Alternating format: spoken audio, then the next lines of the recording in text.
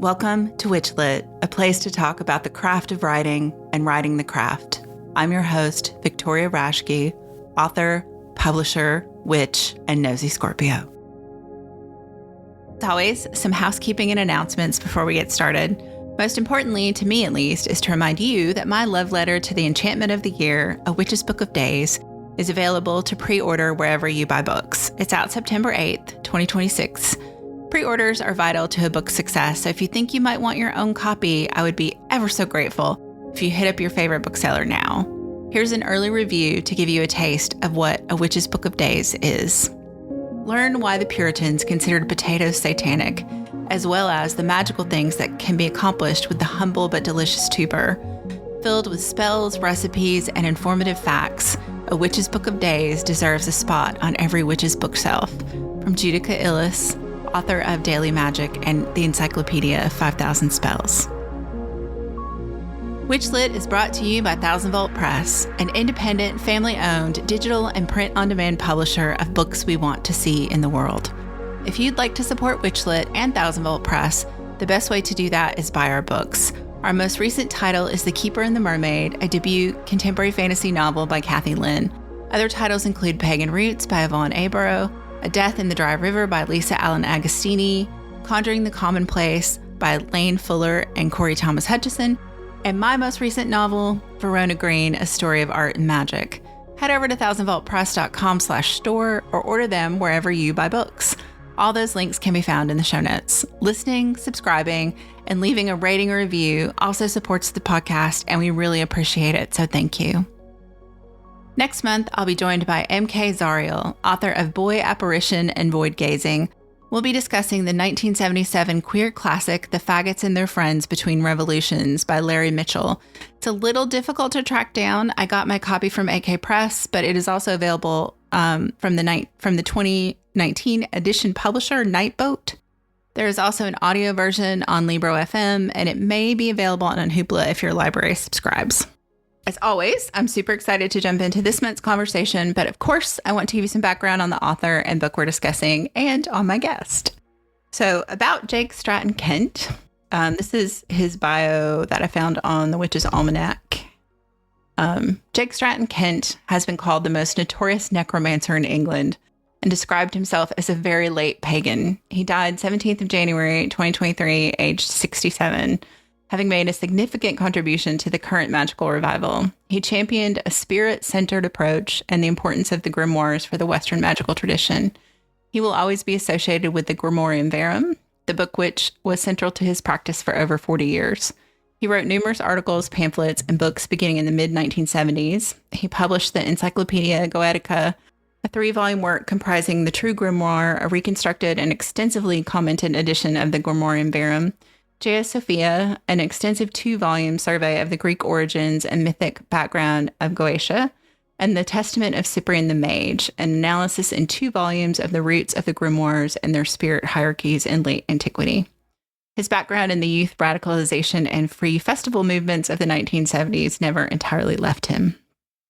And so a little bit more about Jake's work in general, and this is by Cadmus, who's the author of True to the Earth and Learning from Legendary Practitioners, both of which are fantastic, by the way. When considering my claim that Jake provided the basis for making paganism the very heart of the recent occult and grimoire revivals, we need look no further than Jake's own description of his work in the 2016 article Grimoires for Pagans. Unlike a lot of ceremonial magicians who employ the grimoires, I don't do angels. I also don't employ conjurations rehearsing the exploits of Moses and the other leaders of Israel, be they kings or prophets, which they accomplished through this, that, or the other name of their god. I also don't threaten spirits with knives, while hoping the names of the god of love will protect me, as I prefer to be a little more consistent, not to mention a good deal more sincere in my combination of magic with religion. I am, for want of a better word, a pagan. We should be careful not to misread this. Jake was openly critical of unhistorical attempts at pagan reconstructionism, which can amount to little more than concealed modern monotheism with different god names plugged into monotheistic metaphysics. Relatedly, he also was concerned that the gods and practices that have been best preserved and which contemporary attempts at reconstruction frequently latch onto were often those that had been divinities and practices of oppressive and imperialistic states. It was important, Jake suggested, to attempt to uncover what the religion and practices that predate large state domination look like, what the religion of small homes and communities and the practices of free individuals look like. In magical grimoire practice, Jake understood himself to be engaging in the type of ceremony out of which relationships with personal household spirits and gods, as well as local cults, developed. In all this, he was far from uncritical of the pagan and polytheistic community, which can at times drift into the terrain of role-playing a past which never existed. Which I agree with. Pretty good conversation. And then a little snippet about the Geosophia. This is also by Cadmus. The overall purpose of the Geosophia is to offer an investigation into the history of Goetia and its origins understood as a distinct cult and religious tradition. The book themselves are organized via an investigation of the journey taken by Jason and the Argonauts as presented in the Hellenistic epic, the Argonautica, written by Apollonius of Rhodes, who was a librarian at the Great Library of Alexandria. The mythic journey of the Argonauts provides a basic structure to the book as it provides a narrative line allowing Stratton-Kent to investigate the history and traditions related to the various heroes involved, locations visited, and events undergone in the text. The broad strokes of Stratton-Kent's investigation is the uncovering of the nature of the Goetes, an ancient shamanic magicians from which the term Goetia derives, through the presentation of an extensive conflict in the ancient world between Chthonic and Olympian religion. The main argument is that the older religion, from which much of the mystery cults derive as well, was primarily focused on the earth, underworld, and spirits of the dead. It was largely a localized religion with distinct variations based upon the history, heroes, and gods of a given population. So that's kind of it in a nutshell. There's a lot more going on than that. And to talk about that with me is my returning guest, Tamsin Davis-Langley, who I'm going to now read her lovely bio. Tamsin Davis-Langley is a multi-classed, multi-geek, multi-queer witch with a degree in gender studies and an odd sense of humor. She's an initiate of multiple lines of traditional witchcraft, including Anderson Fairy and Gardnerian Wicca. She also dabbled recklessly in both modern ceremonial magic and grimoire Goetia. She has been blogging since 2001, negotiating the online world since 1987, playing Dungeons & Dragons since 1981, and listening to weird music since birth. Tamsin writes about magic. More specifically, she writes about gender, sexuality, geek culture, pop culture, philosophy, theology, religion, history, political theory, and the ways in which all of these things intersect with the practice of hands-on DIY spirituality. As Misha Magdalene, she is the author of Outside the Charm Circle, sadly currently out of print, and has written for a number of anthologies and contributed to several Llewellyn titles. Tamsin lives in Providence, Rhode Island with her polymath partner, several tons of books, far too much coffee-making apparatus, and two adorably destructive black cats. Her pronouns are she, her, hers, and not up for debate. Tamsin, welcome back to WitchLit. Hi, thank you so much. It is so great to be back. It is great to have you on, and I'm super excited to talk about this book. And the Excellent. first thing I wanted to ask you is, why did you pick this book? That is a fantastic question. Why did I pick this book? Or two set of books.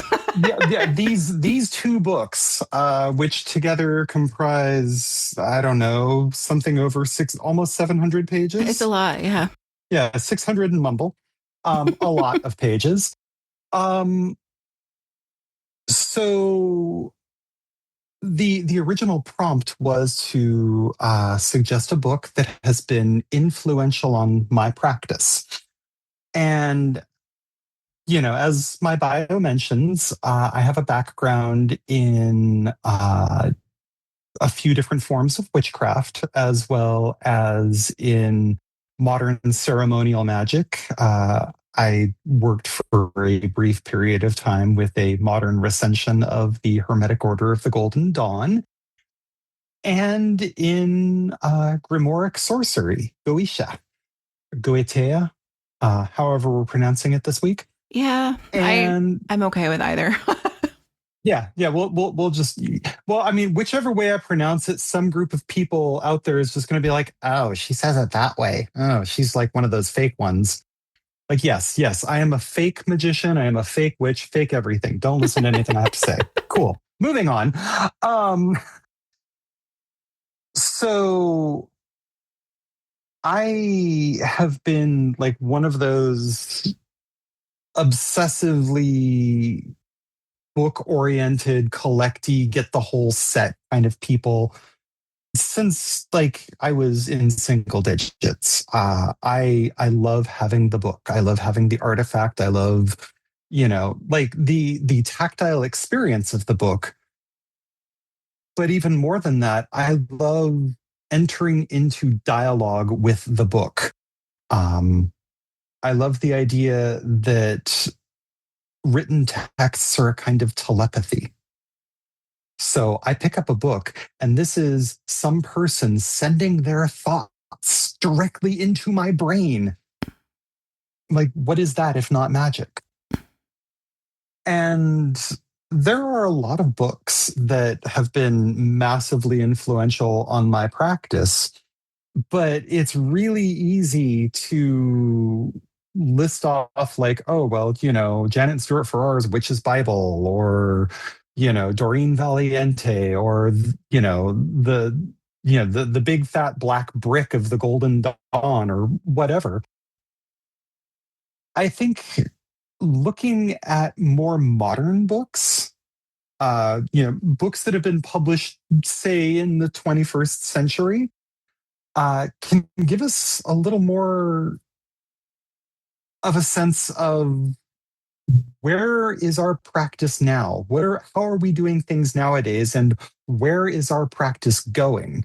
Because if we are constantly looking back to the 60s and 70s and 80s, not that those books are bad, Mm-hmm. but the reality is those books are kind of the foundation that everybody's been building on. Mm-hmm.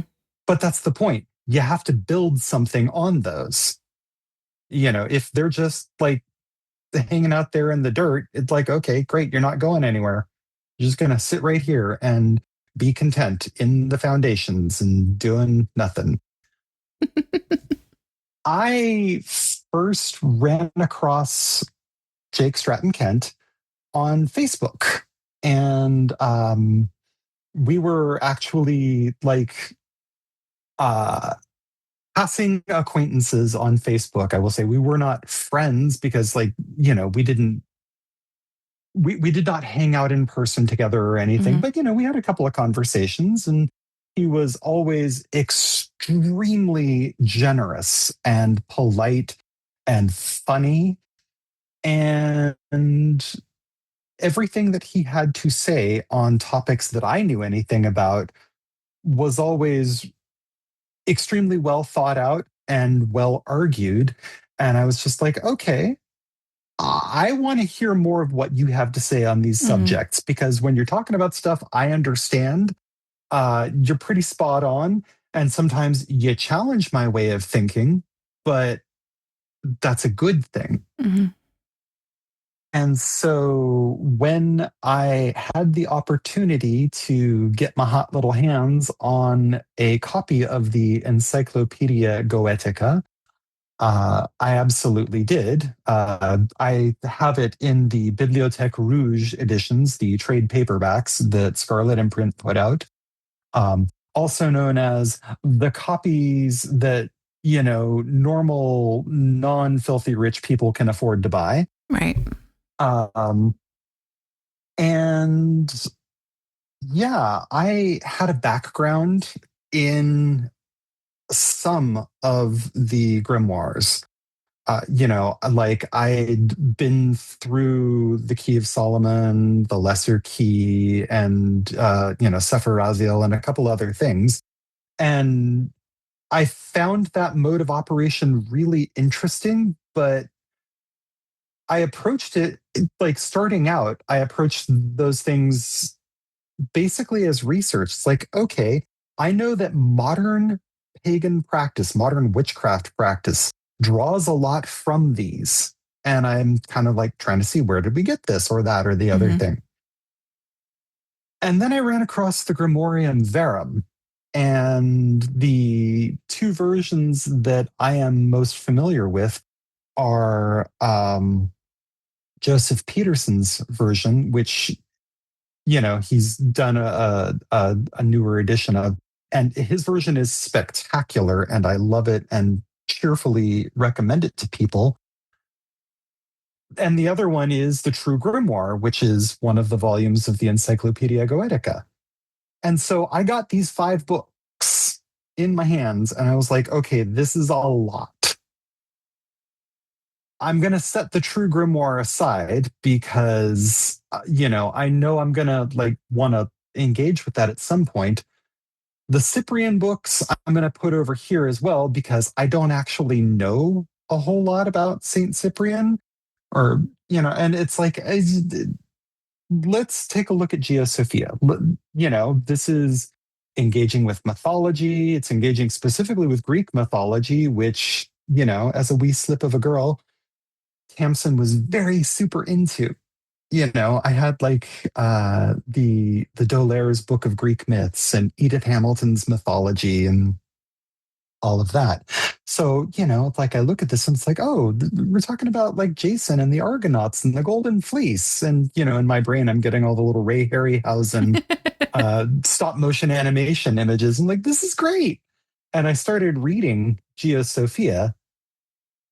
And I think I maybe made it, the first chapter or two. Like, I think I made it through the introduction, or just the very beginning of the very beginning of the book. And then I was like, okay, I need to talk to my partner about this, my wife Megan. I turned to her and I was like, sweetie, this book though, we should talk about this. I totally want you to read this. And just like, oh my God, there is. And I was raving to her about it. She was like, okay, well, let's read it together.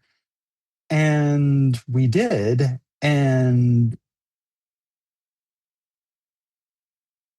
it may sound like I am overselling it, or maybe it doesn't. I don't know. But this book changed how I approach everything related to working with spirits. Mm-hmm. It completely just broke down everything I thought I understood about invocation or evocation or, summoning, any of these things. And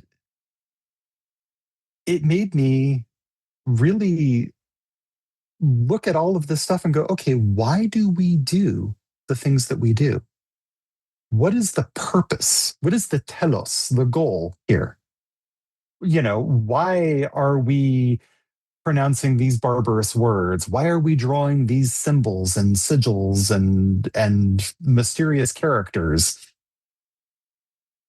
Where do these things come from? And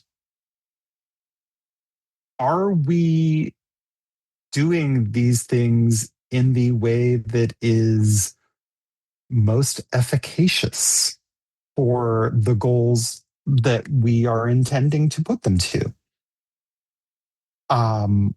There was a point that you brought up earlier in one of the descriptions of Jake's work, Mm-hmm.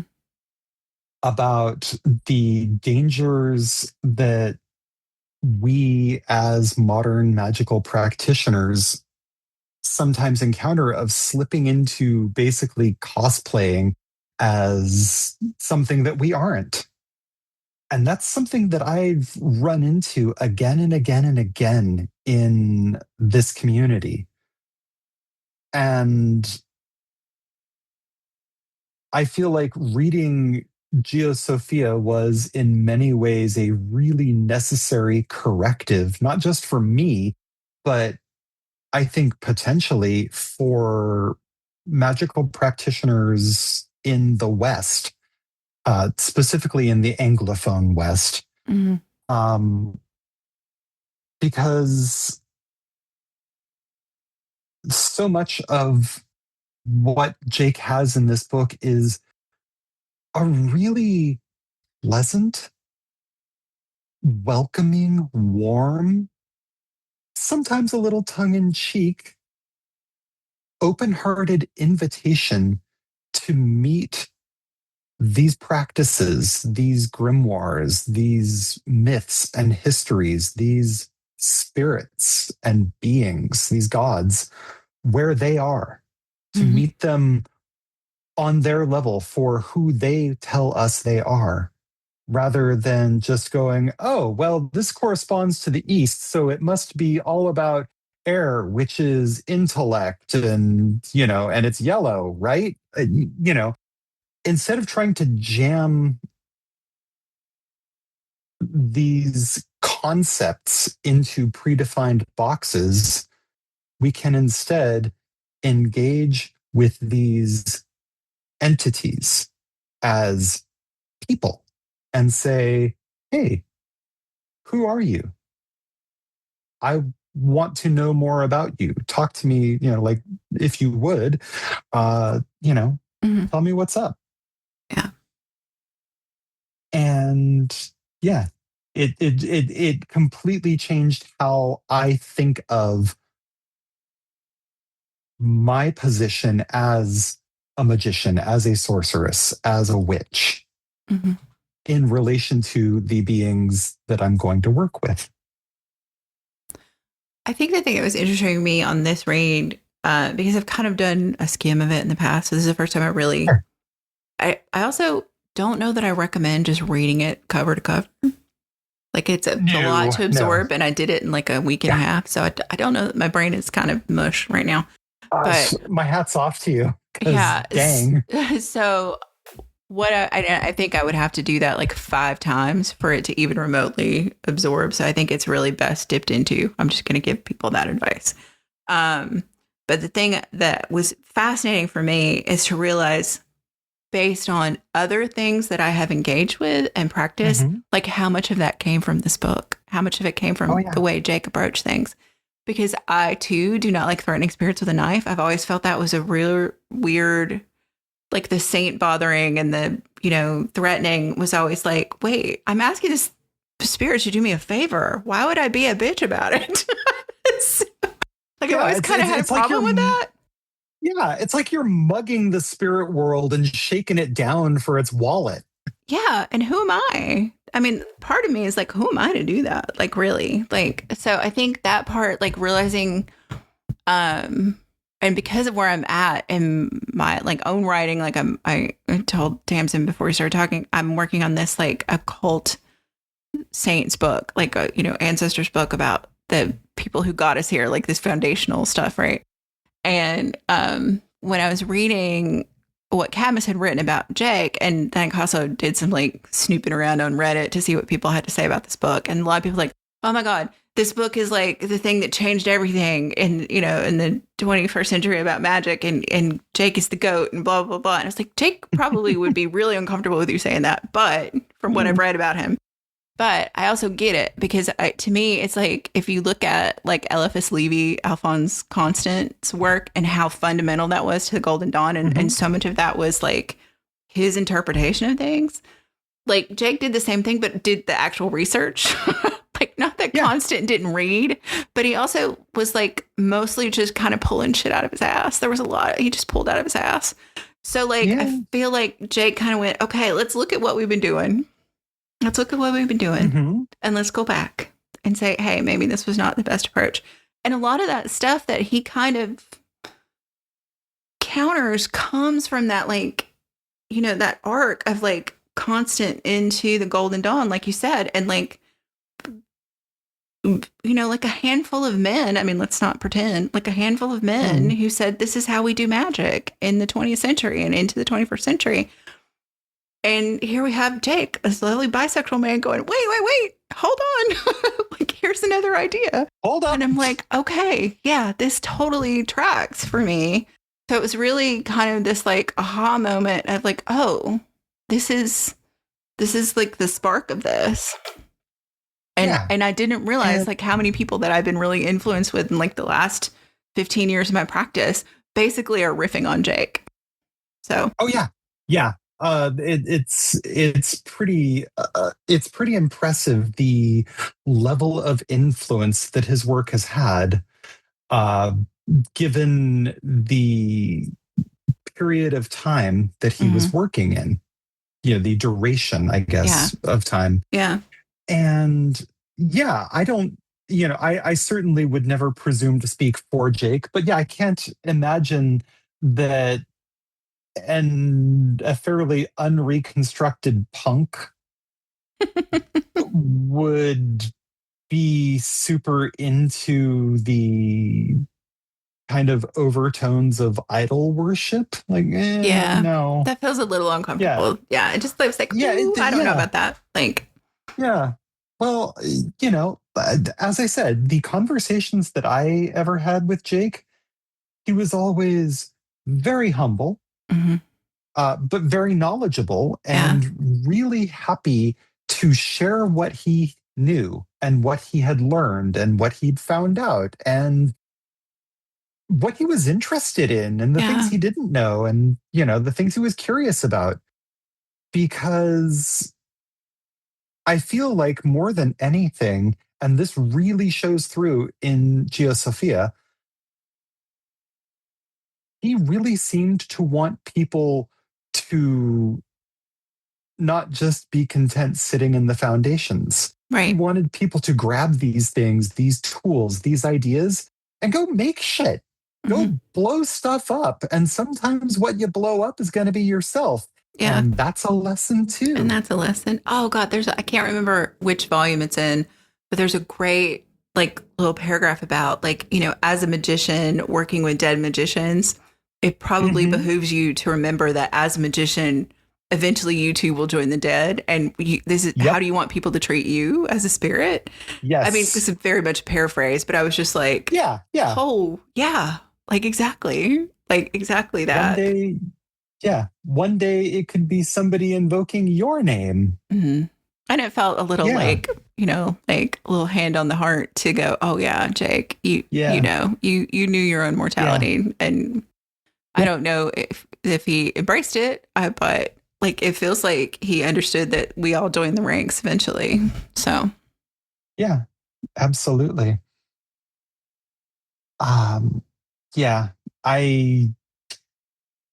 It's funny because I was actually a little leery of suggesting this as the book that we talked about because I am almost incapable of being objective about Geosophia.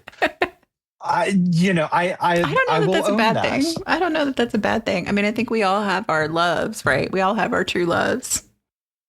Yeah. And, I'm certainly not going to hold this book up as the be all end all. No, this was the work of one person at a specific point in time or, a range of time. Yeah. But, this is an amazing work. And I think that anybody who is within a standard deviation of what we can loosely call, quote, paganism, unquote, however you're defining that, would learn an awful lot by picking up a copy of this somewhere, maybe used. Yeah, that's a whole other issue. That is a whole other issue. But getting a copy of Geosophia and just say doing a chapter a week. Mm-hmm. I feel like that's probably a good pace. Yeah, I feel like that would be a really good cadence. Just kind of go, I'll do a chapter a week and, I'll read it, on a Sunday perhaps, and just kind of sit with it and let it percolate through my brain. Because I think that was the thing in this speed read was that oh my God, I wanted to take so many notes. And even, even though I was trying not to, I still have a bunch of slips and notes and stuff I have to get back to. But yeah, it's a lot to absorb.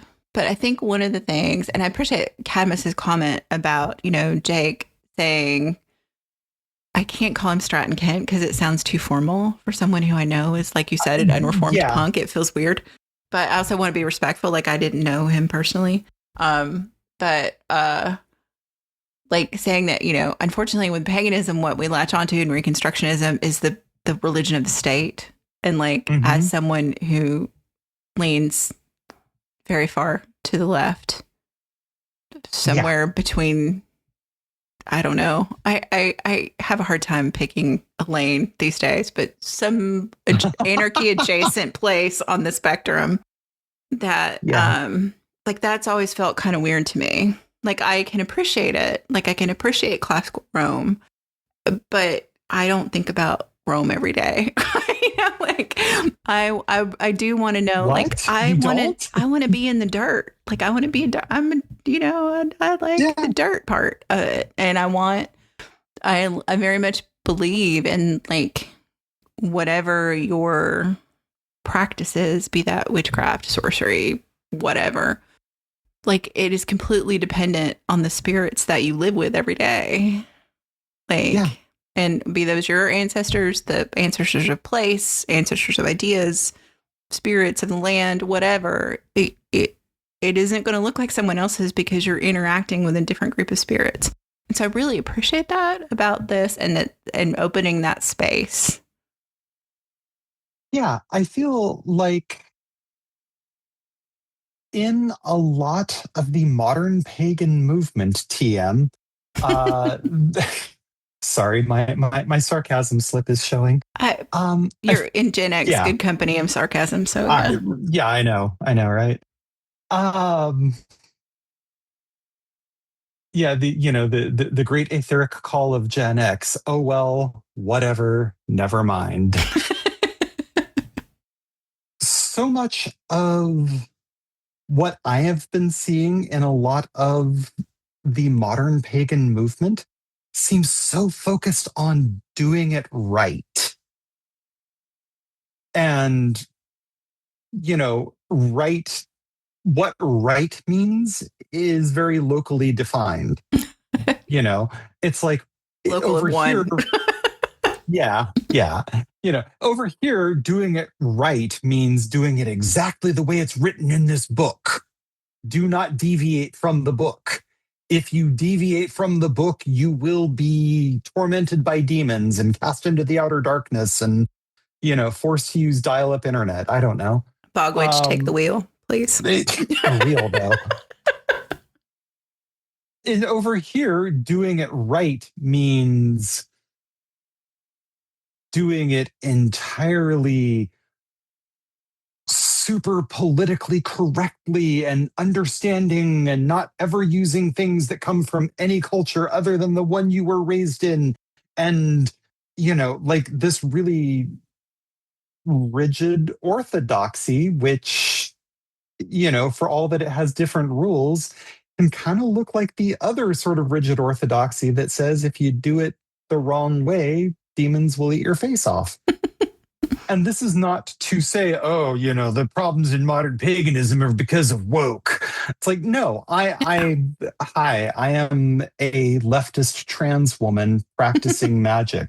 I think I am the problem with modern paganism. Thanks. I am the woke police. What do you mean? I am the woke police. Yes. No, I'm not.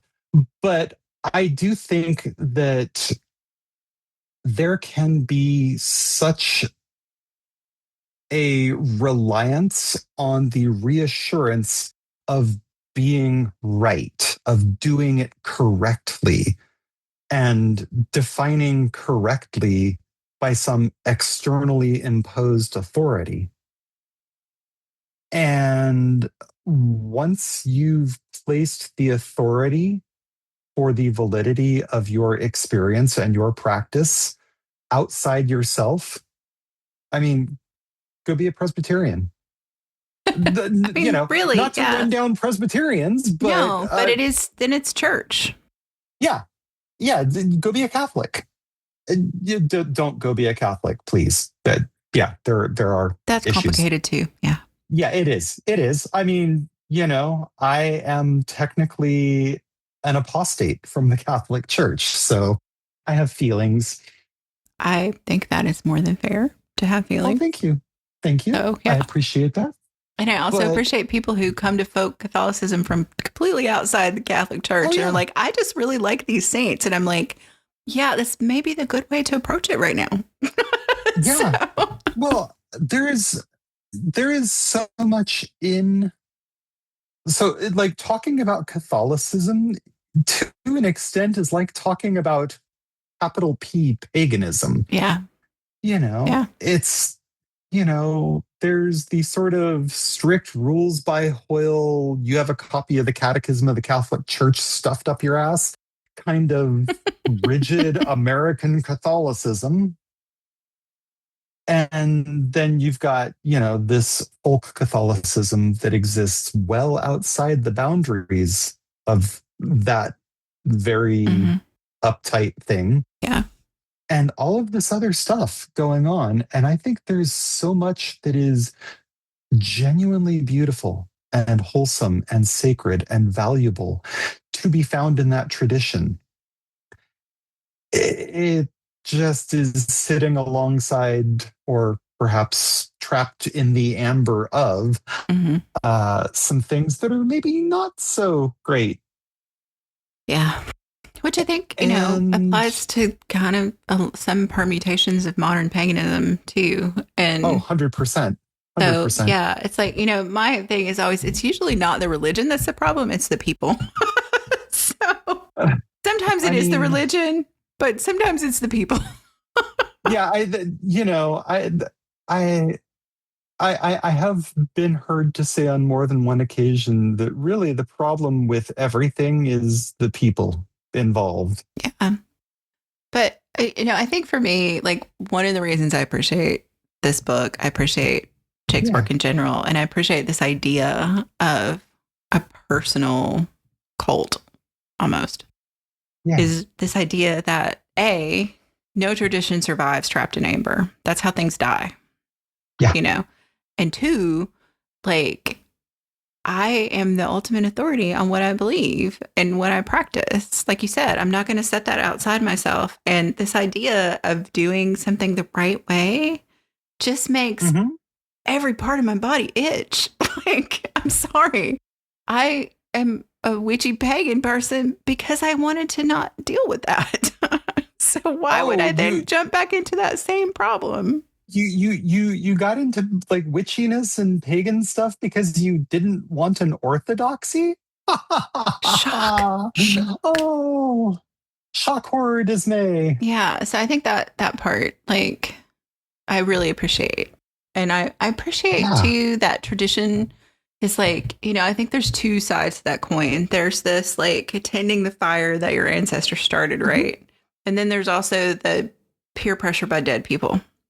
Like, yes, these two things exist at the same time. Like, this isn't a yes or no binary question. It exists this way all the time. So absolutely. So as was mentioned at the beginning, I am an initiate of Gardnerian Wicca, which means that I have been entrusted and bound by oath to take care of, to preserve and pass on, as I received it, a specific tradition. And when I became a custodian of this tradition, I really had to sit down and think a lot about what does that mean to me personally. Yeah. And what it means for me is that I have this body of lore, this body of practice. And what I have sworn to our gods to do is to pass that lore, that practice, that initiatory current to any students I might take as I received it. I take what I received and I say, here is what was given to me. As I received it, so I give it to you. That doesn't mean I have to practice in exactly the way that my initiator or my initiator's initiator did. Are there similarities? Sure, of course. Are there differences? You bet your sweet bippy. because I am not doing ritual for them, as them. Mm-hmm. I am not cosplaying as my teachers or my teachers' teachers. I am not running around in a circle pretending that it is 1954 and I live in the New Forest area of England.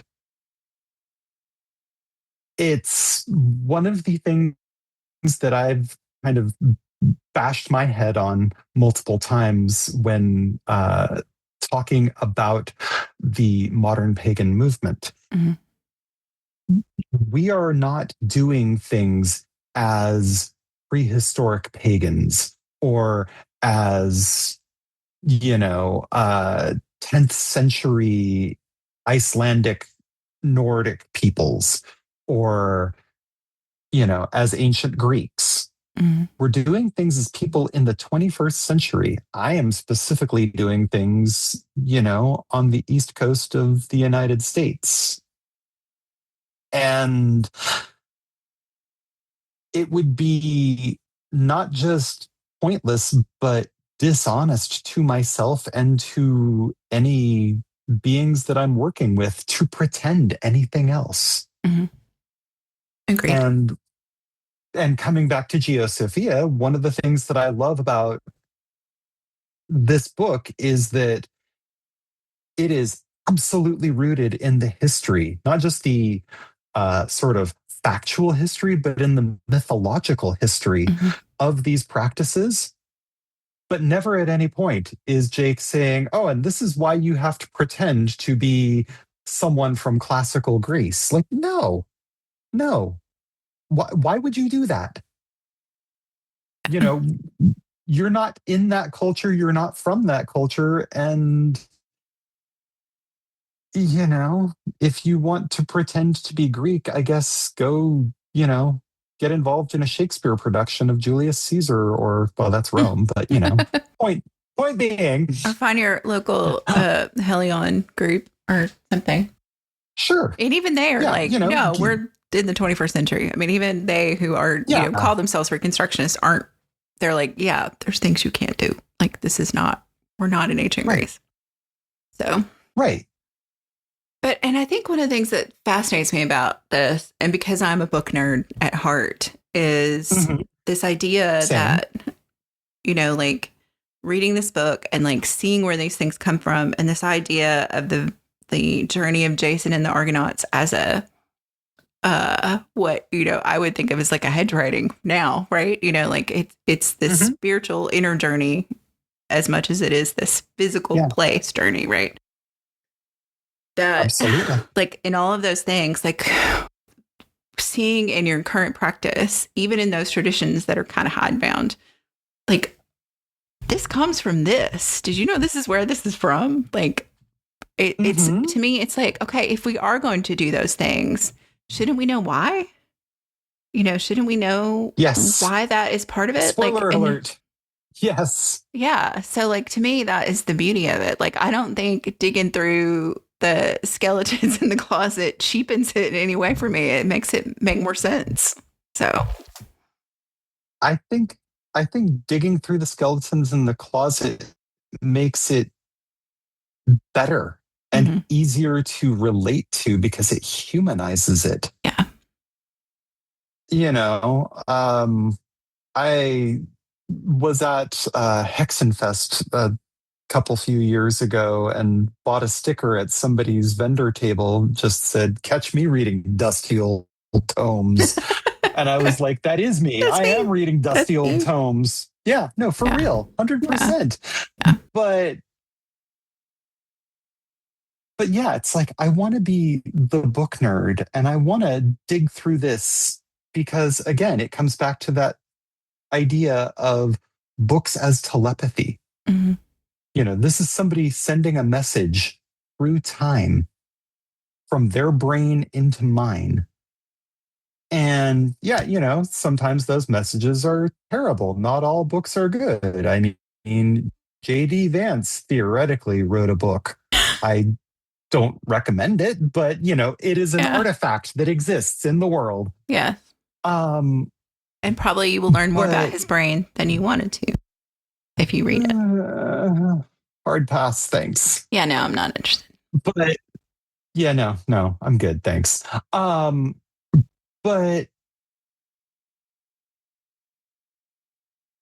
But I feel like engaging with that material and learning all the, the skeletons in the closet and seeing where things are sort of weird and messed up and people had bad handwriting and possibly some questionable personal habits. Or Alphonse Constant reversed your Hebrew letters. Yeah. Oops. Sorry. Whoopsie. Yeah. It's okay. We'll fix it in the mix. It'll be fine. Yeah. We're still doing East is Air because of him. Because he decided to mix that up. So yeah. Thanks, dude. Well done. Yeah. So I mean, it's those kind of things. It's almost like, almost linguistics. It's almost how linguistics work. It's like this mistake then becomes grammar, right? Like deviation of languages is basically based on innovation and mistakes. So yeah, and that is organic development over time. That is a living tradition. Right. That is, not trying to treat something like a museum piece that you dust very carefully and that you put in a glass case, but that you don't ever actually use. I mean, you might break something. You might chip the paint. You might, you might blow something up. Yeah, which sometimes is a good thing. And it is a thing that, like, this is just one of those things that lives in my head. Whenever I think about, the prospect of doing magic and, I see people talking about, you have to put all these safeguards in place and you have to do things exactly this way or things could go really bad. And it's like, well, okay, but how do you know? Because, sometimes because you did something once and it blew up. Well, maybe sometimes you got to blow some stuff up. And then I think about Jake saying that, and I was just like, this is somebody who was not afraid to blow shit up. Right, exactly. And I feel like that spirit is not as prominent in the modern pagan movement as perhaps it could be. I'm not saying go out and hurt people. Dear gods, please don't. No. But shake things up. On your shake own things time, up a little bit. Maybe shake things up. Yeah, shake things up. Maybe take some risks. Well, and I mean, I think it hesitant to use this word, but I think if you are in occultist practice, telling someone that they have the freedom to do that kind of democratizes it, even though it's not the right word and that's got some baggage with it.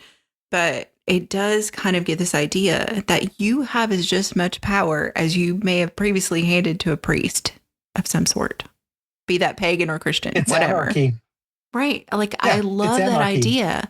And I appreciate him talking about it in those terms.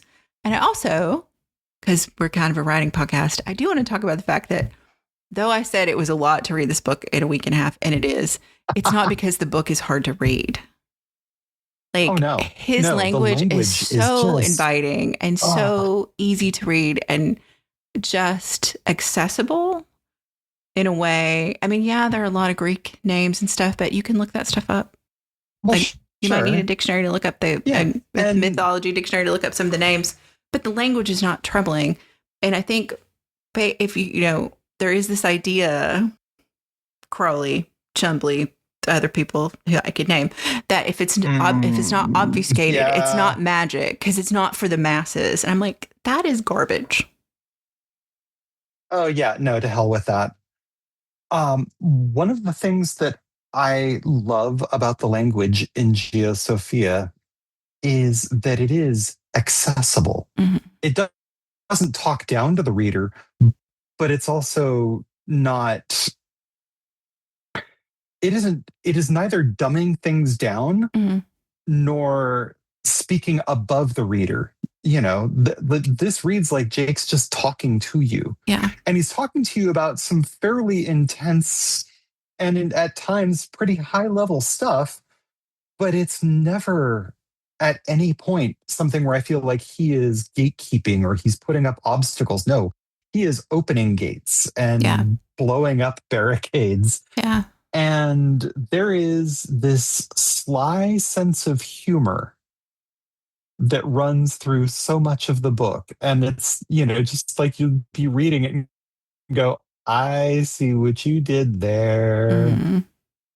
And yeah, it's, it is one of several books that I dearly wish I could just like put in people's hands and be like, you need to read this and understand like why I'm frothing and raving about it, because it's so good and it's so, as I said, I think earlier, it's a necessary corrective for what I see as a lot of the issues that many of us enact in our practice and in our communities without even thinking about it. The hierarchy. No, I mean, but that makes sense to me. Yeah. And I do think, I think it is like, it's kind of like, we were talking about this transmission by books, right? This magic. And I'm like, reading this book, like his writing of the book is like a gift. It is a generous gift.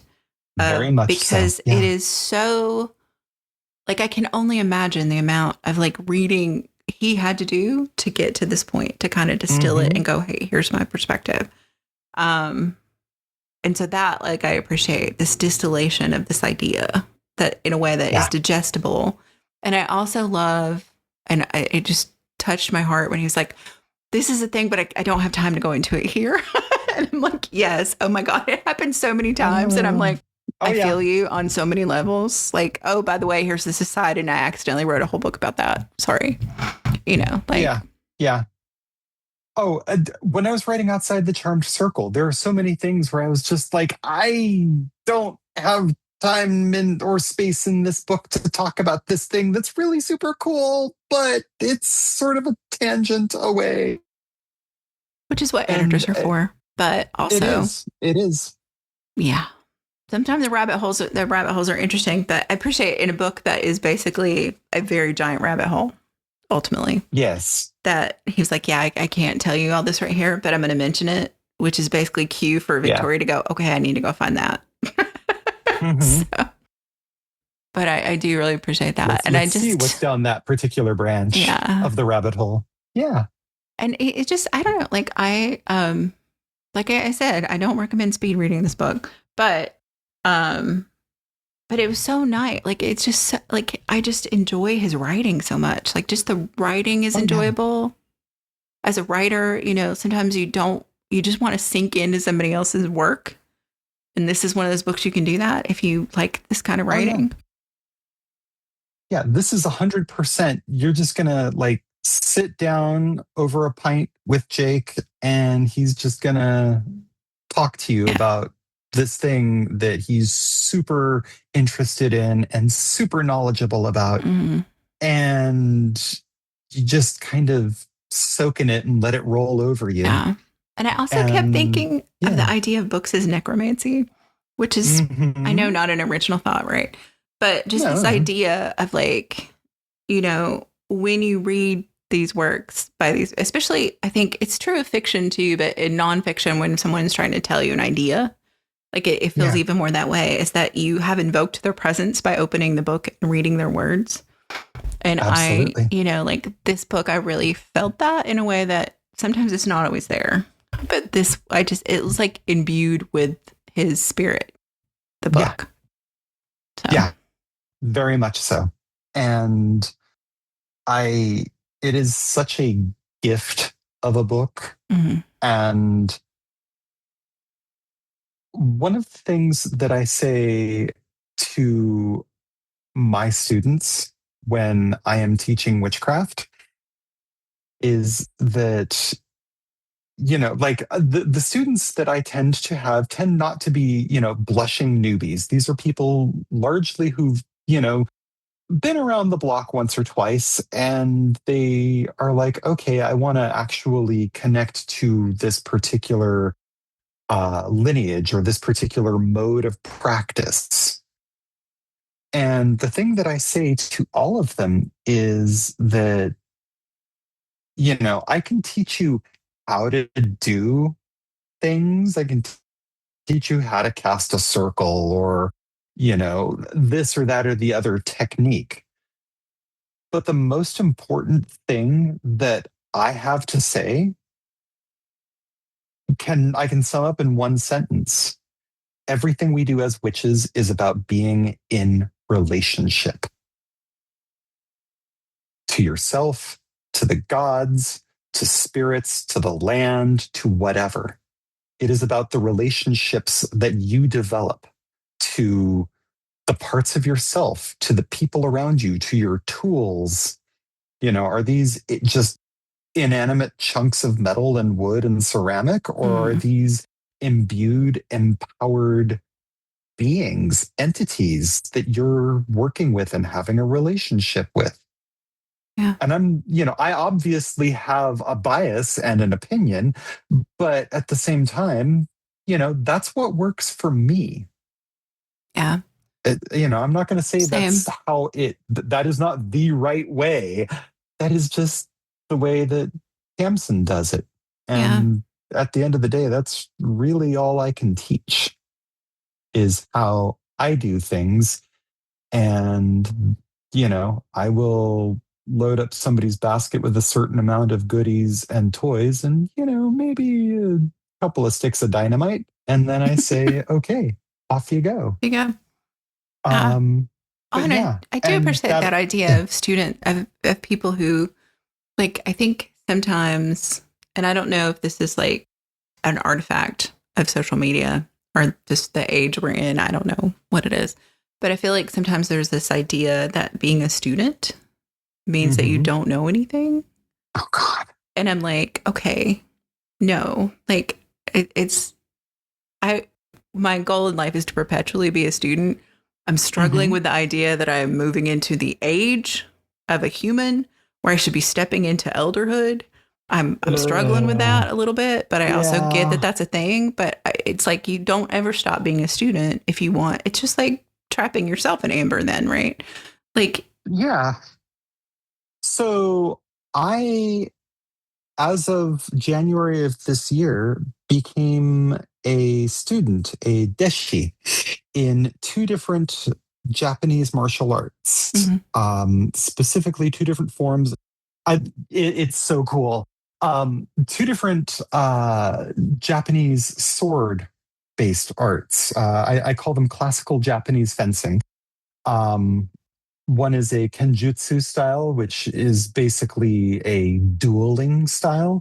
And the other is an iaijutsu style, which is basically, think of it as sort of quick draw, strike, put the sword away kind of stuff.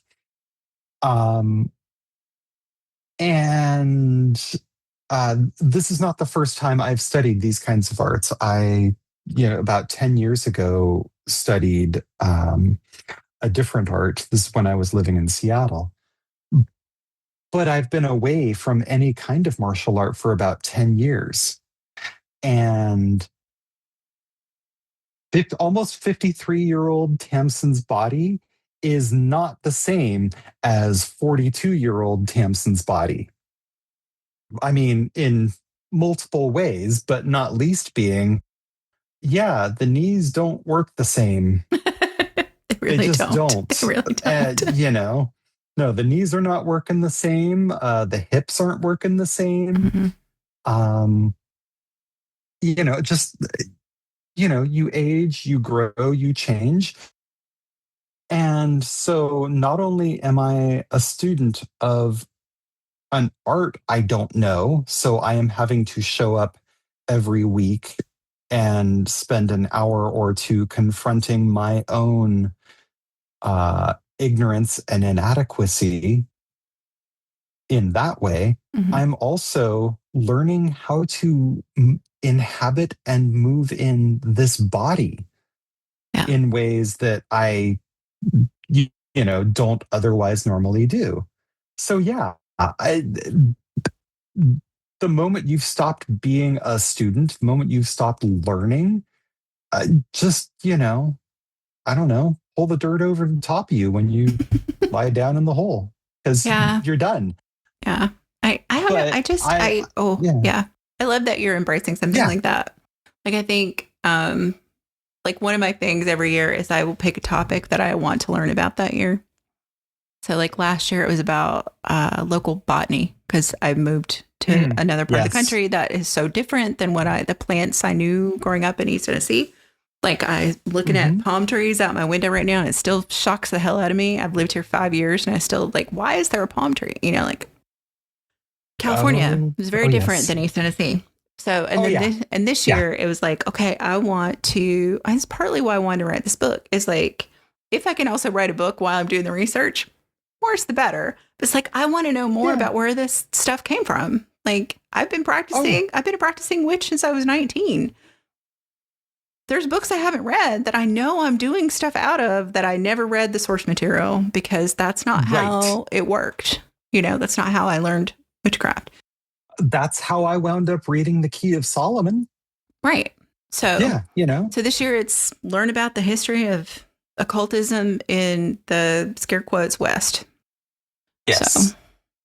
No, and in a very similar vein, part of what led me to re-engaging with martial arts and taking up the sword again after a very long time away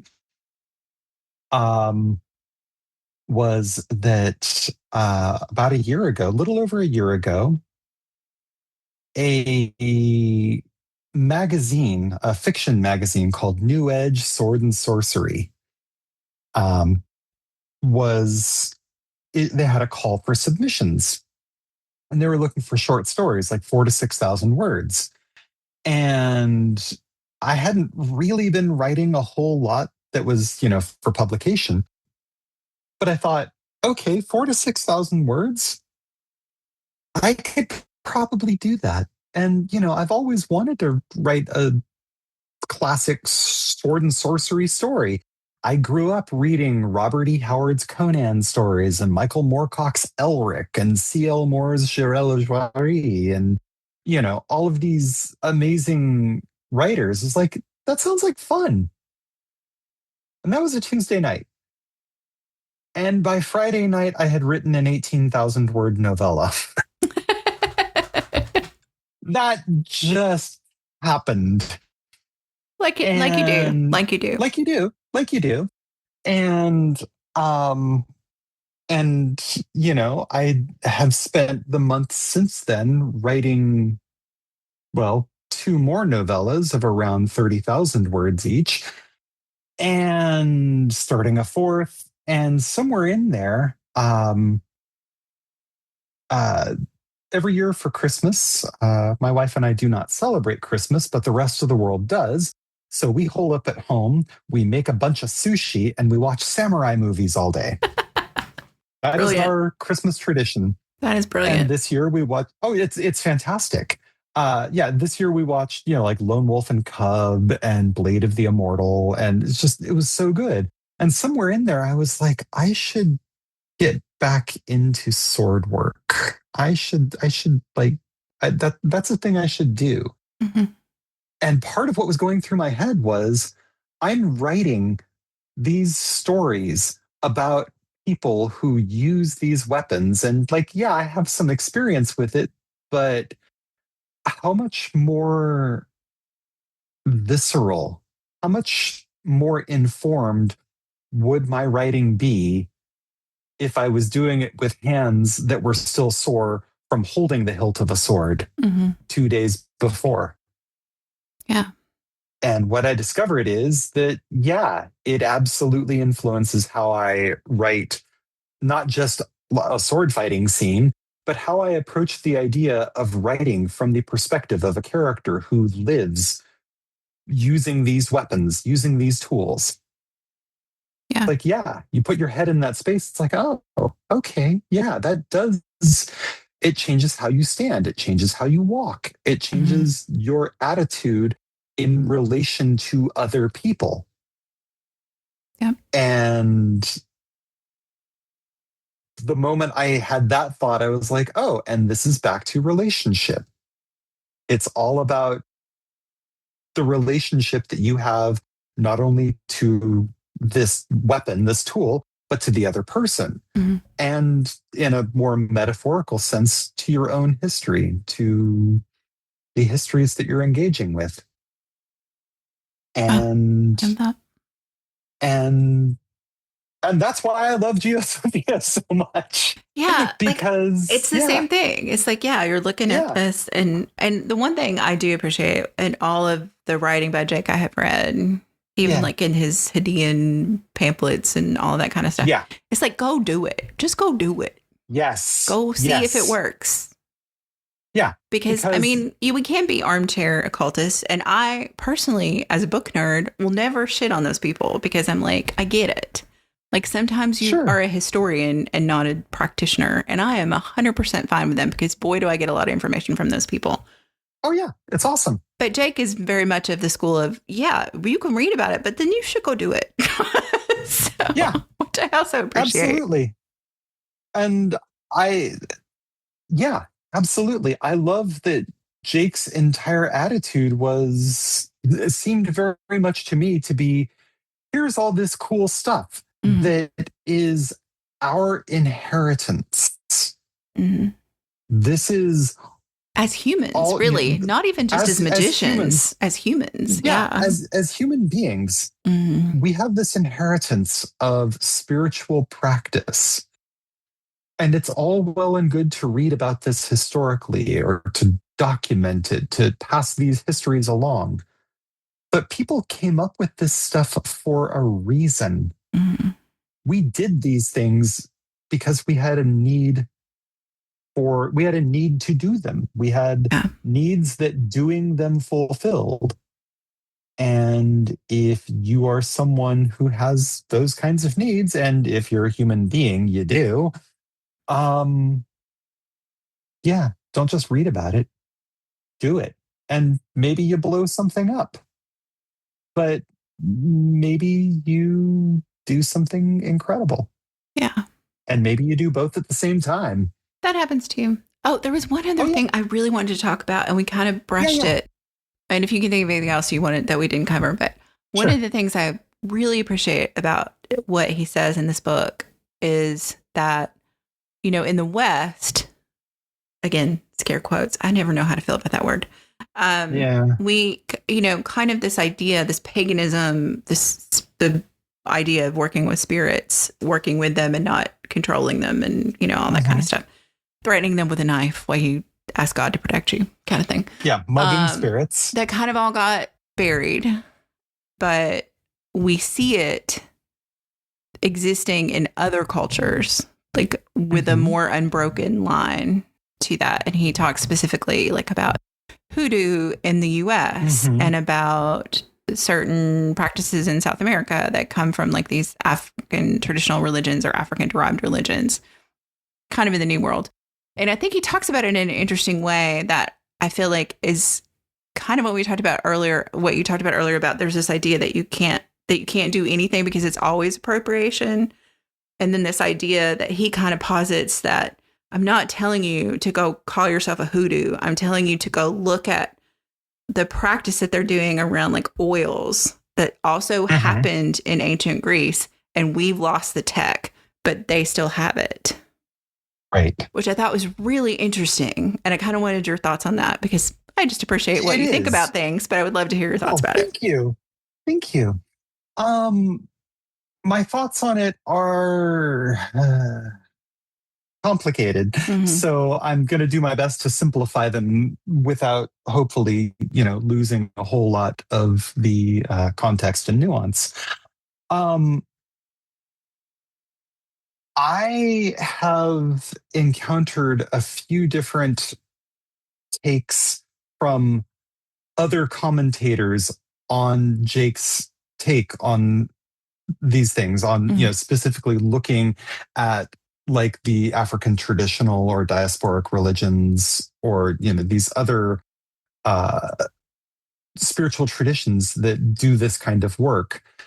And I have seen some people say that they think Jake did this really respectfully and well, and I've seen other people say that they felt he was really disrespectful, and they really disapproved of the ways in which he kind of pointed to or called attention to these traditions, whether that's because they disagreed with his conclusions or with his premise altogether. It's certainly not for me to say. I can sort of generally allude to the argument, but I'm not those people. Right. What I will say is that I did not at any point feel like Jake was saying, "Oh yeah, go raid hoodoo or candomblé or any of these other traditions for their stuff." Mm-hmm. I very much felt like what he was saying was, here are traditions that are operating in a similar way as living traditions. Mm-hmm. This is an example of people who are doing this kind of work. This is the kind of work that we should be doing over here as well. Mm-hmm. In our own tradition, right? Yeah. Exactly. Yeah. And I can see very easily how that could, for some people, become, oh yeah, just go, go crib off their notes. Yeah. Just like borrow whatever Lukumi's doing. It's like, no, don't do that. And I know that for myself, I have never felt any particular urge or desire or impelling force that said, oh, I should really, go become an initiate of a diasporic or a traditional African religion. Mm-hmm. Not because there's anything wrong with those. It's just not something that I am personally drawn to. Mm-hmm. And I'm really not interested in pulling pieces out of somebody else's practice. Right. And trying to slot it into what I do. Mm-hmm. But I think it's perfectly legitimate to go, oh, they're doing stuff with oils or with candles or with music or whatever that resembles this thing that is written about here. That's really cool. Let's go back to this thing that, is in this inheritance that I have access to, and try and extrapolate from these principles that are here.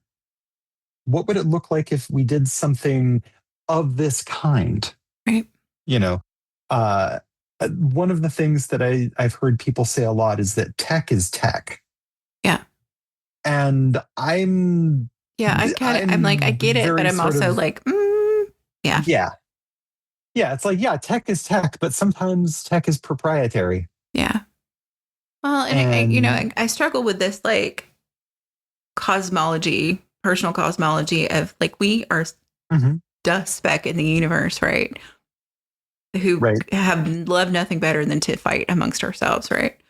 And it's like, okay, yeah, we're all human, we have this in common. We live on this very finite planet in an infinite sea that sends rocks occasionally and wipes us out, so part of me is like, are these really arguments we want to have? And then the rest of me is like, yeah, but we also deal with this every day in our own personal lives, and being disrespected and colonized and appropriated always sucks. So I understand the conflict in people's heads about it. And I also, kind of am like, whatever you do in the privacy of your own home, I don't need to know. I don't care. Right. Go do whatever you want. The minute you tell me that you're an expert in this thing and you're going to charge me $500 to do it, then we will have words. Yeah, But if you're doing no, something in the sorry. privacy of your own home, I don't need to know about it. Don't tell me. I don't know. I don't need to know that. But yeah, so it's a weird thing. But I appreciate how he framed it. But I can understand why someone could walk away from that with a different perspective. Yeah, absolutely. And it's funny on the topic of appropriation. The very first presentation that I did, just a few months before Outside the Charmed Circle winged its way into the world, I was doing a presentation at a little kind of outdoors-ish festival that was held in southern Washington. It was put on by the local Druid Grove. And lovely people, genuinely really sweet and wonderful. Cannot say enough good stuff about them. And, they invited me to come talk. And I'm like, okay, sure. And so I did my little song and dance about the inherent queerness of deities in pagan and polytheist practice. And, I talked about the Greek gods and I talked about the Norse gods, and people were like, the Norse gods? Like, yeah, the Norse gods. Yeah. Yeah, here, let's talk a little bit about Loki, or we'll talk about Or the year Odin. that Odin spent dressed as a woman learning Cinder. Yeah, Yeah. Or whomever.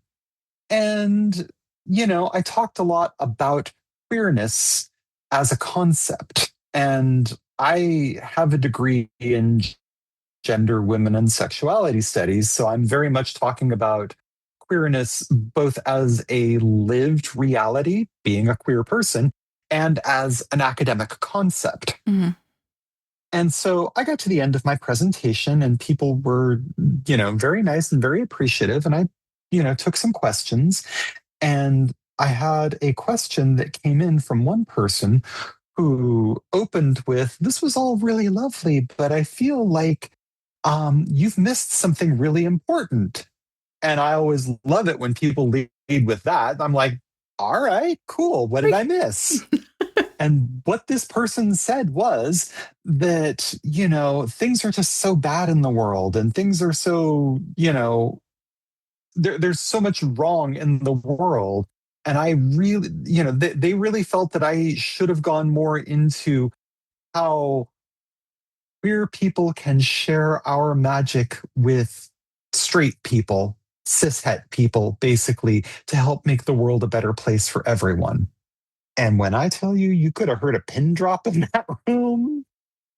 And I went, okay, I hear what you're saying. I do.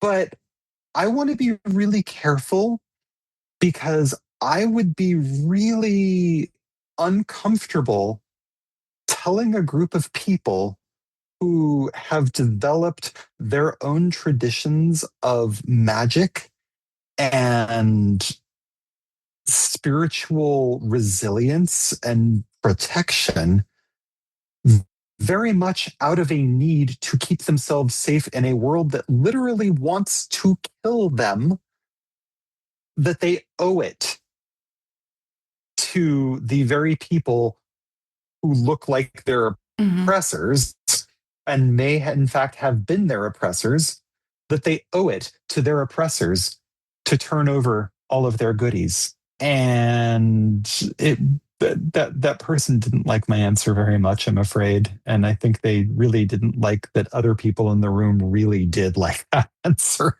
Yeah, like, oh, but that's yeah. It's a tough one. It's like, okay, yeah, there's it would be great if they would embrace it. If they would embrace the inherent queerness of magic. Right. And but that's not that was any queer person's job. No, it's not. It's like I wrote Outside the Charmed Circle basically to say, look, magic is queer and queerness is magic. There's the book's thesis in 7 words. Which is really good, and you all should go read it if you haven't. Oh, thank you. I love it. I occasionally just thumb through it for like good feels. So, Oh, thank you. Thank you.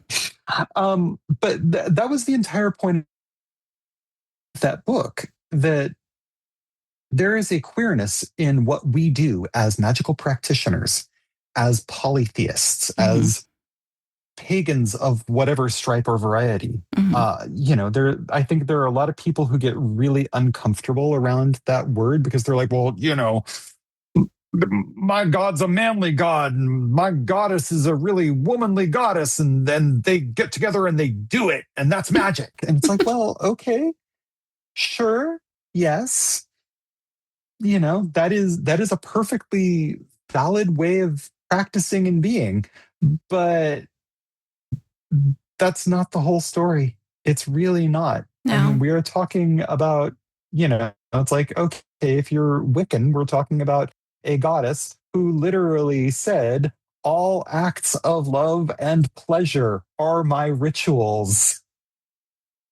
And I'm just like, do we think that There was an the asterisk? star goddess doesn't know what the word all means? Is that what we're doing? No, we're not doing that. No. Yeah. Plus, again, I don't know. I'm always going to be on the side of expanding, not narrowing. Yeah. To me, it's like, it's not my job to tell somebody else who they are. And it sure isn't somebody else's job to tell me who I am. So when the opportunity presents itself to go, yes, and all my improv people, like, yes, and yes, that is perfectly valid. And so are these myriad other things, perfectly valid. So, yeah, why are we prescriptive? Why do we feel the need to do that as humans? I don't get it. This gets back to the conversation that we were having before we pressed record.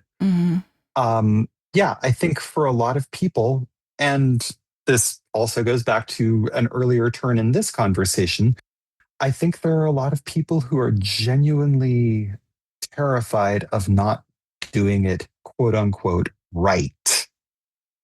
They're terrified of going off script, of doing the wrong thing. And whether that's because they think the gods are going to get mad at them, or the demons are going to eat their faces, or maybe it's just that, their high priestess or their friends will look askance at them and be like, what are you doing?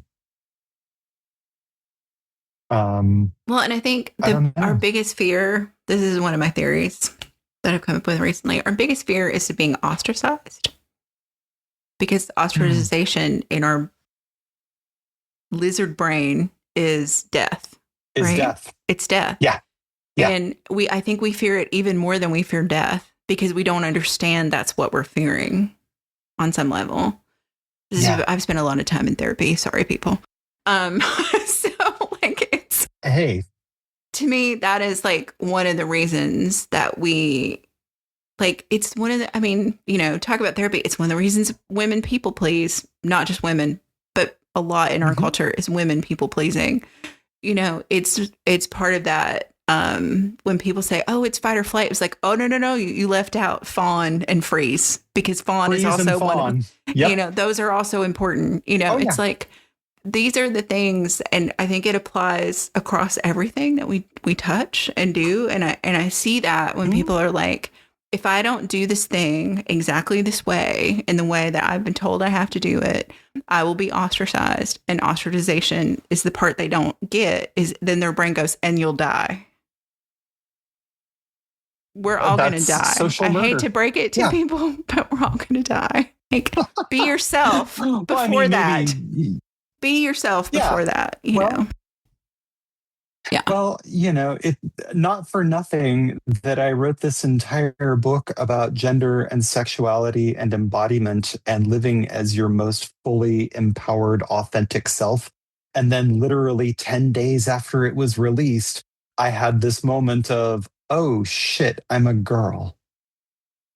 Not because there's anything wrong with being a girl. I think being a woman is awesome. Yeah. It's just that, I wasn't really prepared to face that. But, You Do you write a think book about a I was subject, going to and say, then do you you find think out writing that the book kind of helped? Like, go, oh yeah, this is the 100%. thing. Yeah. 100% I do.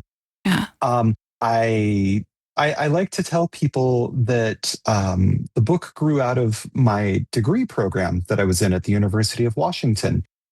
I was there for 2 years because I did my prereqs in community college and then transferred. Yay, community college. Um, love it, love it. Um, but yeah, the somewhat tongue-in-cheek thing I tell people is that, yeah, I spent $24,000 on a university degree only to discover that I'm a gay trans woman. And by gay, I do actually mean lesbian. Thank you very much. Yes. Yeah. Yeah. It But happens. That's yeah, a it very does. expensive therapy bill, kind of. Yeah. Well, but it also led me to write Outside the Charmed Circle. And I think that was that was the final little push. Yeah. Because, once I had written this book and it was on the final approach for being released into the world, I had to read that book that I had written. Yeah, and it's so funny. You'll get this, I think, but a lot of people who are not writers may not understand what I mean when I say that I had written Outside the Charmed Circle, but I hadn't read it. Right. Yeah. Yeah. Yeah. Yeah. You don't read the book. You're too busy creating the book. And then, I had to go back and read it and reread it and reread it. And somewhere in there, I think this message of become who you are started to sink in. Yeah. And then it still took my wife looking over at me one evening at home and going, sweetie, are you a woman? For me to go, I don't know. Maybe. Yeah. Oh. I love it when the people who love us see us sometimes before we do. Yeah. So, when I came out as bisexual to my friends in my 40s, they were all like, honey, we knew. Mm-hmm. We knew. Yeah. And I was like, nobody told me that you knew. We thought you were just being quiet about it. Yeah. So I was like, oh, okay. Yeah, no, I came out to a family member as a trans girl, and I had one of them literally tell me, "Oh, tell me something I don't know. I just thought you were kind of, being quiet about it." Oh, really?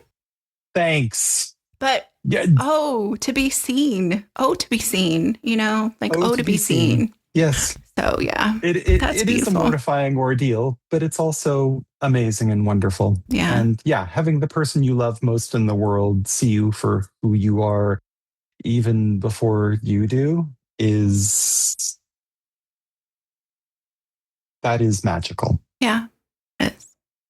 And I don't know. That's why I love Geosophia. And that's why, I love that all of these things connect. And honestly, it's putting that stuff out in the world is partly why I have this podcast, because I want to talk about this kind of stuff. And I want people to hear these conversations, not because I feel like I, above anybody else, have anything ground shaking to say. I mean, I must think that a little bit because I do publish books. So let's be honest, there is a little ego involved in that. I'm not going to pretend. But at the same time, I'm like, I wish everybody could have these conversations all the time in their life. Not that they all need to be on social media or a podcast. But go start a podcast if you want to. That's awesome. Right. But I just like the opportunity to connect with other people's brains and to connect to other writers and to talk about books and to talk about other writers. And it's just I just feel like, again, it's just more. I just want more. I just want more. Oh my gosh. I've said this again and again about Outside the Charmed Circle. A part of the reason that I wrote that book is because I am a massive nerd about magic and paganism and polytheism and gender and sex and sexuality and all of these topics. And there is literally no possible way. It is a physical impossibility for me to have all of the conversations that I would want to have on those topics with everybody that I would want to have them with. Right. And so I was at the very least able to capture one Polaroid shot of my thoughts, some of my thoughts on these topics Which have as of probably changed. 2018, 2019. I was going to say, and they've changed, I'm sure, and evolved because you are changing and evolving. Yeah. I mean, in many different ways. Some very outward ones. And yeah, absolutely. And I don't know. Yes. I just, like before we were talking, you were talking about like how bad things are in the world and, you know, like good things are personally. And I feel that way too. Like it's like, I feel like, the world is fucking on fire. Like there's no way around it. Like just so many things are happening. And I know, like, I think about like honestly, this is okay. So maybe I do think about the ancient world maybe more than other people, but I like think of the like plague of Justinian and the London Great Fire and like World War I and II, and I'm like, shit has been bad before, people. Like we are newly experiencing this in our lifetime, but humans have experienced bad shit as long as we've been humans, right? And people still have lives. Like I think it's really easy, and when things are like this, to go, what can it possibly matter if I write this book? What can it possibly matter if I record this conversation with Tamsin? And it's so important because it is the thing that humanizes us. It is the thing that we actually survive these horrible things to experience. So prior to the podcast starting, we talked a little bit about the projects that I'm working on right now. One of which, for those of you who weren't around for Victoria's and my conversation before the podcast started,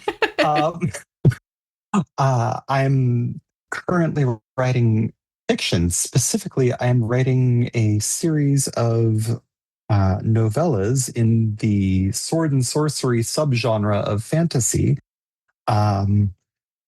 about a heroine making her way through a fantasy recension of the early medieval period, sometimes referred to as the Dark Ages, though that name is deeply problematic for a lot of reasons. Yes. And, you know, my character is a trans woman. And there are people who are like, well, that's not realistic. And I'm like, really? Because many historical examples would beg to differ. Did they use the word transgender? No, because they weren't speaking English, ya walnut. Or have conceptualized things in the same way that we do. Right. You know, right. But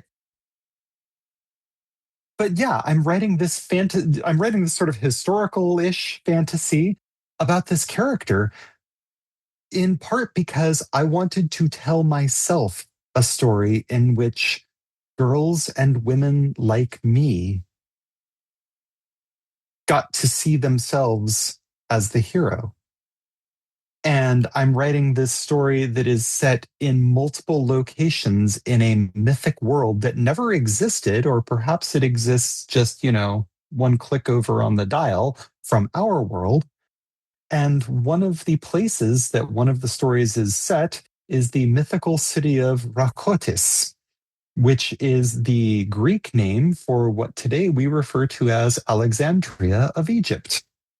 Rakotis is where, of course, the Library of Alexandria, the Museion, was located. And the story that I'm telling is basically set roughly around what would be 1000 AD in our timeline. The Library of Alexandria had long since been destroyed by then, but in my story, it is not only still extant, it is thriving, it has grown, it has become this huge complex of learning. And that was 1000% me getting to correct one of the historical crimes that I am still, like, every time I think about it, I get angry and upset. And I know so many people who are like, yeah, the fucking Library of Alexandria. It's like, yeah, see, these are my people. Yes. But yeah, and that's the point. Like, we collect knowledge because we're trying to preserve not just ourselves, but everything that we've had, everything that we've been, everything we've known, to pass it on. And it's the same idea, whether you're talking about writing a book or preserving a tradition or, teaching a skill. We're just trying to pass a piece of ourselves on to the next people in the line. And, all of those pieces of ourselves are pieces that we got from the people before us. And so on back into the dark of time. I think it's a perfect place to go put a pin in it. That was beautiful. Oh, yes, exactly. Oh, Tamsin, thank you so much. It's been a treat for me. So I hope it's been a treat for other people. But it is always a delight to talk with you, Victoria. And thank you so much for asking me on. I've genuinely been like, oh my gosh, I get to talk to Victoria later this week. Yay. And yeah, and I'm so glad to have had this opportunity to rant and rave somewhat incoherently about two of my favorite books on magic. And I have no idea if any of what I said conveys why they are so important to me. But I hope that, one or two people might hear my ravings and just be like, all right, what is she even on about? Let me see what these books are about. Yeah. And then they'll spend the next year reading through them. Yes. And maybe discovering Jake's other work and having those conversations. Yes. Yeah. Yes. Absolutely. And maybe even invoking Jake in that work. I think he would appreciate it. Hopefully. It hasn't been that long since he passed, which still, it doesn't seem like that long, I guess, but I guess it is. The time is a flat, blurry circle. Oh, God, yeah. So, yeah, but I think, I always think of that. Weren't we lucky to be on the same planet at the same time with him? Absolutely. So, yeah. Absolutely. Awesome. Well, please take care of yourself and please let us know what happens with your sword and sorcery books, because of course I would love to have you on to talk about that. Oh, thank you. So, yeah. That would be a delight. Because we talk about fiction too, people. Hex yes. Hex yes. Well, when and as they come to manifestation in the visible world, I will absolutely let you know. Sounds like a plan. All right. Well, excellent. Thank you again and take care of yourself. Thank you. You too.